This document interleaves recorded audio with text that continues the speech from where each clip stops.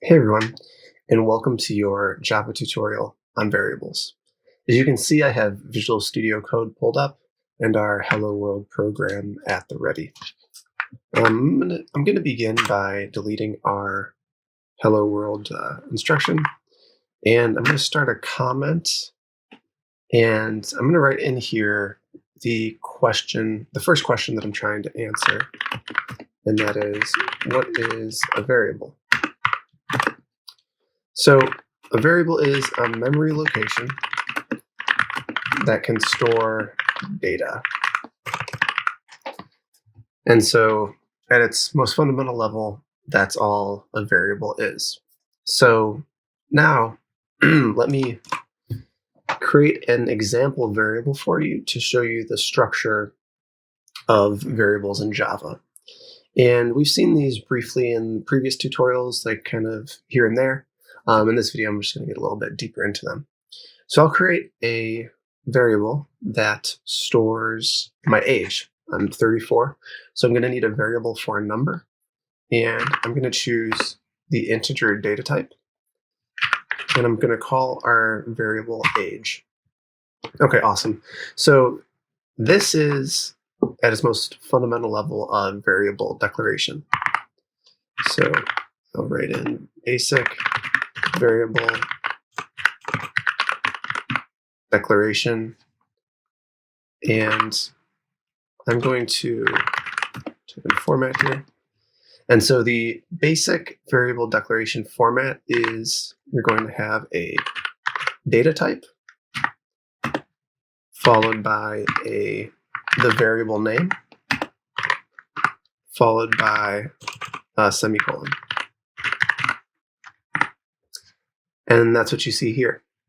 You see your data type, your variable name, followed by a semicolon. So that's a basic variable declaration. So now I'd like to take it a step further, and we can talk about the basic variable declaration. I maybe spelled declaration wrong. And assignment format. So in this line, what I want to do is I'm actually going to make this a multi-line comment by using the asterisk and the forward slash. What I'm going to do here is I'm going to create a variable and give it a default value using the assignment operator. And so it's going to look very similar to this. Now I have to use a different name than age because you can't have two variables in the same scope that have the same name. So I am going to create an integer called myAge, and I'm going to initialize it or just set it to or assign it to 34. And so just to write down the format here, same as before, the variable declaration starts with a type, and then we move on to our variable name.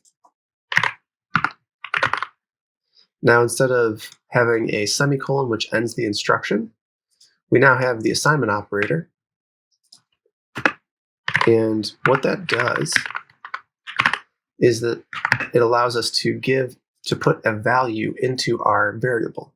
And remember, a variable is just a memory location. So our value in this case is 34. And then we end it, of course, with a semicolon. Awesome. So there you have the variable declaration, and then the variable declaration plus an assignment. And that just initializes the variable with a default value. And a lot of times you're going to want to do that because you don't necessarily want an empty variable floating around or a null variable floating around. Cool. Now let's talk about a couple different types of variables. So as we've seen, we have our integer, right? So I'm going to create another integer and set it to 100. So our integer can hold whole numbers, but for decimal numbers, a better type is the double.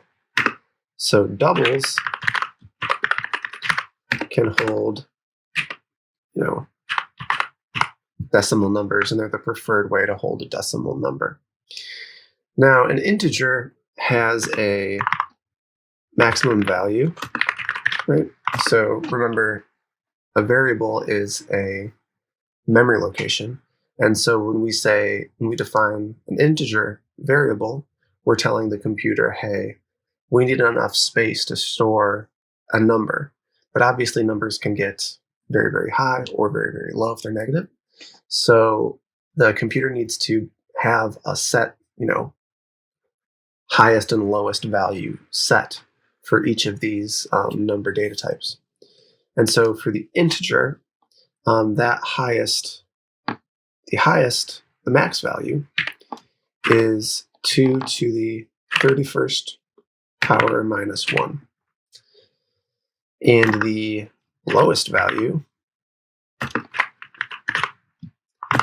is negative 2 raised to the 31st power. I'll post the documentation in the description for this video, and so you can see the more information about the bounds of an integer and the maximum value of the double as well. But moving on, let's talk about the next type, which is a char. So a char represents a character, and the char type can take a single character, alphanumeric character, as well as some symbols as well, some special symbols. The next data type I'd like to talk about is the Boolean. And Booleans can contain true or false values. So you can see in the integer, we have just a straight number. And same as in the double, we have just a number. In the char variable, we have a letter with parentheses around it. And that's important because it's, characters have parentheses around them. Now, for Booleans, we can just write in true or false, right? True or false, either one of these will work. True and false are both keywords in Java, so either one is a valid entry or a valid value for a Boolean. So all of these so far are built into Java. These are built into the language, these types. This next type is sort of like a special case where it's not built into the library, but it's part of the Java Lang package that's included in to every Java program. So even though you have access to it like it's built into the language, this next value type is actually in a separate library or in a separate package, and that's the string type. And so strings contain words.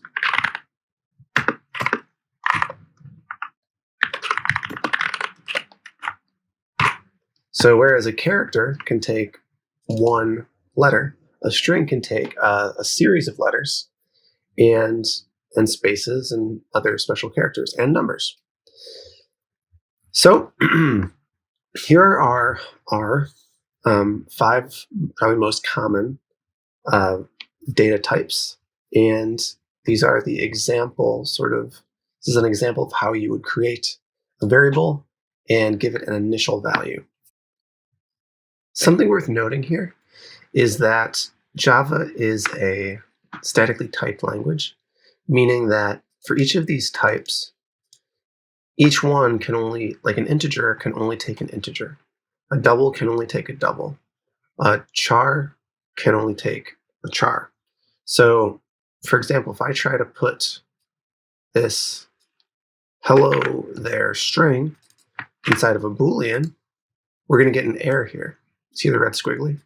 We have an error there because the Boolean data type corresponds to a memory location.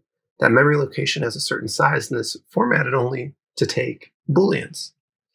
The string is not a Boolean, so Java cannot assign the string value to the Boolean memory location. So that's why you must always give, and should always give, your variables the proper types for their value. Another thing that's worth mentioning is that, and I think probably everybody knows this, but in Java, if we have something like example string, on this line, on line 20, it equals hello there. We can reassign this to be goodbye there. And that's perfectly valid, right? So any variable can contain a value of its type, and then later in the running of the program, it can be reassigned unless you use the final keyword. So if we say final string, then the variable cannot be reassigned, and we have the error saying local variable example string cannot be assigned. And that's because final prevents us from reassigning values into our variables. However, if we don't use final, the value can be switched out normally. So I hope this helps. Thanks.